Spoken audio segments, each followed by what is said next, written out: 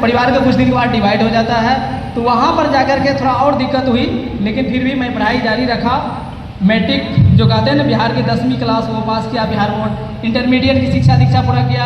पैसे की दिक्कत के कारण मैंने एक दुकान खोल लिया था, और वहाँ पर वो दुकान भी चला रहा था, इसलिए कि पैसे आएगा तो बहुत बढ़िया से हम पढ़ाई कर सकते हैं। मैं पढ़ाई छोड़ दिया था बीच में, और उसके बाद कुछ दिनों के बाद पता चला कि नहीं, दोस्त लोग आगे क्लास में पढ़ाई कर रहे हैं। मैंने भी अपना पढ़ाई लिखाई जारी रखा। मेरी ग्रेजुएशन की पढ़ाई लिखाई BRV कॉलेज समस्तीपुर से मैंने पूरा किया, और उसके बाद मैं डायरेक्ट सेलिंग में आ जाता हूँ।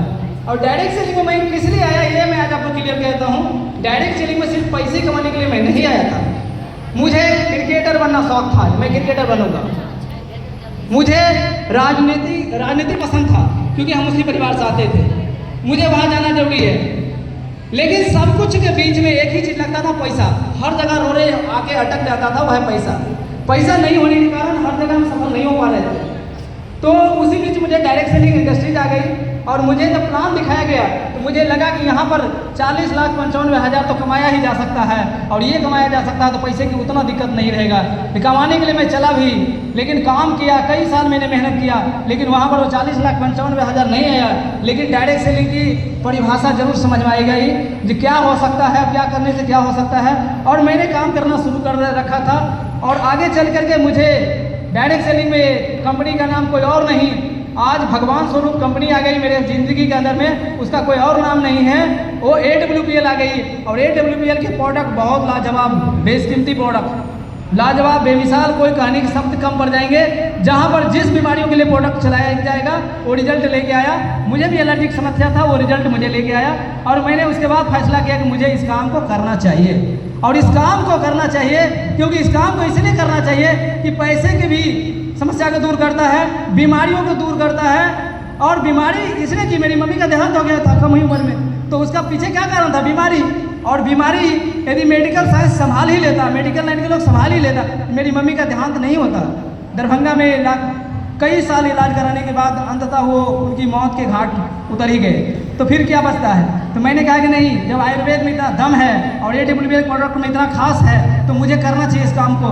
मैंने मजबूती के साथ इस काम को करना शुरू किया, और आज आप लोग के सच है कि आपके बीच में जयराम सर फ्रंट लाइन में ही कहीं दिखाई दे रहे होंगे कि वो कह रहे थे कि हम दुनिया जाने वाले हैं। जब उनके पास प्रोडक्ट पहुंचा तो पता चलता है कि जो वो तो उनके गांव कस्बे समाज के लोग चैलेंज कर दिया था मुझे, आप कौन से डॉक्टर हैं जो IGMS में नहीं ठीक हुआ, एम्स में नहीं ठीक हुआ, PMCH DMCH पता नहीं कौन कौन से हॉस्पिटल में देश भर के इलाज कराए, 17 से 18 लाख रुपया इलाज खर्चा किए, लेकिन संभव नहीं हुआ इलाज। कौन सा डॉक्टर है आप लोग ठीक कर देंगे?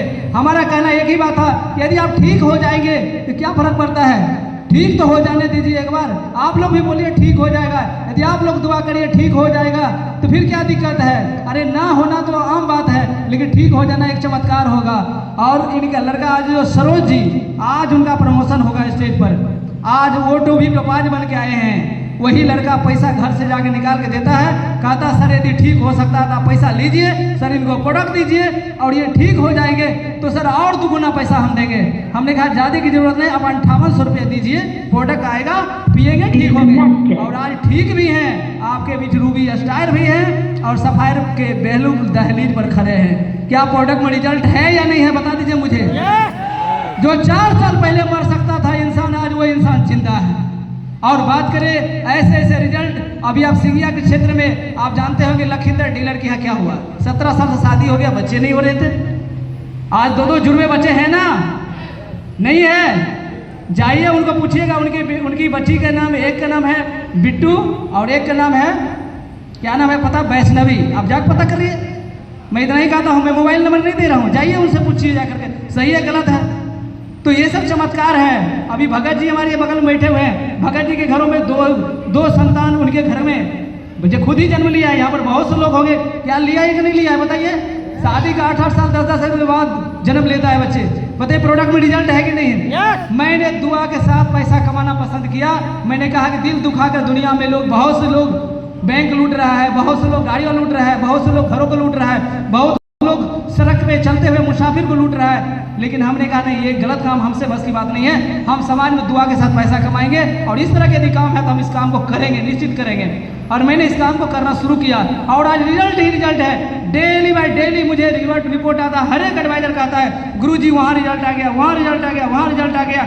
मैं कुछ रिजल्ट पर चर्चा किया हूँ, लेकिन रिजल्ट की यहाँ पर हजारों संख्या रिजल्ट हो गई पिछले 5 साल के अंदर में। मैं पिछले 5 साल से काम कर रहा हूँ और ये हजारों की संख्या में रिजल्ट आ गया।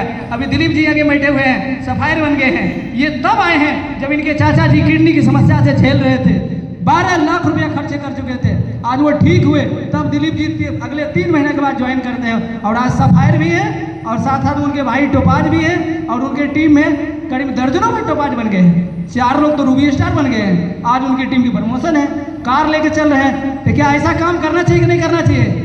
एक तरफ बीमारी खत्म और एक तरफ बेरोजगारी खत्म। ये लोग दवाई का दुकान चला रहे थे, आज दवाई की दुकान चला रहा है? पूछिए तो, नहीं चला रहा है ना।